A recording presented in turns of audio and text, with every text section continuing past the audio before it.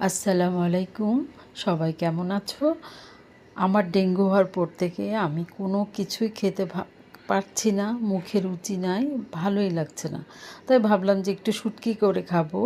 তো ছুরি শুটকিটা আমি গরম পানি দিয়ে ভালো করে ধুয়ে নিয়েছি। এখানে পেঁয়াজ কুচি, হলুদের গুঁড়ো, মরিচের গুঁড়ো, পেঁয়াজ বাটা, রসুন বাটা আর সামান্য একটু জিরা বাটা দিয়েছি। দিয়ে আমি খুব ভালো করে শুটকিটাকে কষিয়ে নিয়েছি। আর এই শুটকিটা আমি কুয়াকাটা থেকে এনেছিলাম। খুব ভালো শুটকিটা, খুব সুঘ্রাণ বের হয়ে গেছে। তারপর আমি এই যে গোল বেগুনটা ছিল, এই বেগুন আর আলু দিয়ে আমি এই শুটকিটা করেছি। তো শুটকিটা ভালো করে আমি কষিয়ে নিয়েছি খুব ভালো করে। আর বেগুন শুটকিটা আমার খুবই প্রিয়। তারপর এই যে খুব করে কষিয়ে ঢেকে দিলাম। যখন একটু পানি উঠে গেল, তারপর আমি সামান্য একটু পানি দিয়েছিলাম অফ ক্যামেরায়। তো কাঁচামরিচ দিয়ে দিলাম, হয়ে গেল আমার শুটকিটা। ধনিয়া পাতা কুচি দিয়ে দিয়েছি। তো এই তো, সবাই ভালো থেকো। আল্লাহ হাফেজ।